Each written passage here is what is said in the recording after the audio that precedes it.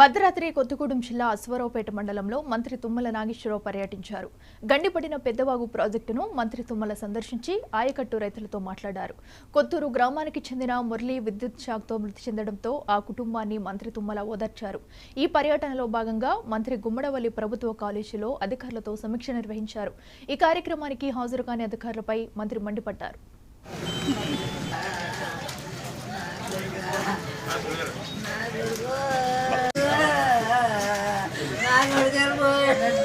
Electrical శాఖ motor దగ్గర ఇంట్లోనే వల్ల నేను మంత్రి అయిన తర్వాత మొత్తం ఏలేర్పాడు కుక్కునూరు దాకా కాలువలు తవ్వి 16,000 ఎకరాలకి నీళ్లు ఇచ్చాం. దురదృష్టవశాత్తు మళ్ళీ నేను లేనప్పుడు 89లో దిగిపోయింది. ఈ మధ్యలో రాష్ట్రం విడిపోవటం మూలాన ఈ ప్రాజెక్టు ఉమ్మడి ప్రాజెక్ట్ అయింది. ఇది గోదావరి రివర్ బోర్డు కంట్రోల్లో ఉంటుంది. 2 రాష్ట్ర ప్రభుత్వాలు నిధులు ఇవ్వాలి. ఆంధ్ర ప్రభుత్వం 80% ఇవ్వాలి, మనం 20% ఇవ్వాలి. ఇప్పుడు ఉన్నటువంటి పరిస్థితి చూస్తే 2 ప్రభుత్వాల యొక్క కోఆర్డినేషన్ కూడా గత 5 సంవత్సరాల్లో సరిగ్గా లేదని తెలుస్తుంది.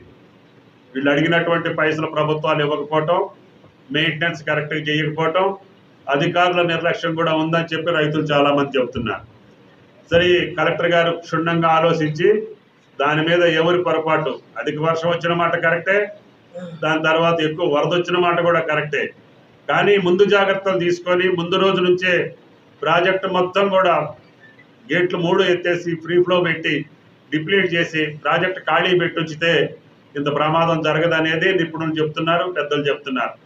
సరే, జరిగింది కాబట్టి ఈ ప్రాజెక్టుకి ఆ ప్రభుత్వంతో కూడా మాట్లాడి రేపు వచ్చే సీజన్లో పటిష్టవంతంగా ఇప్పుడు వచ్చినటువంటి వరదకు తగ్గట్టుగా డిజైన్ చేసి అవసరమైతే ఇంకా 2-3 గేట్లు పెంచైనా సరే మళ్ళీ భవిష్యత్తులో ఈ ప్రాజెక్టుకి ఎటువంటి నష్టం జరగకుండా చూసే బాధ్యత ఈ ప్రభుత్వ పరంగా నేను తీసుకుంటానని చెప్పి మీ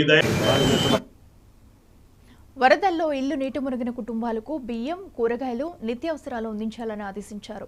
రానున్న రోజుల్లో విష జ్వరాలు వ్యాపించకుండా ముందస్తు జాగ్రత్తలు తీసుకోవాలని ఆరోగ్య అధికారులను ఆదేశించారు. కలెక్టర్ నేతృత్వంలో జిల్లా అధికారులంతా అప్రమత్తంగా ఉండి ప్రజలను ఆదుకోవాలని మంత్రి తుమ్మల పేర్కొన్నారు.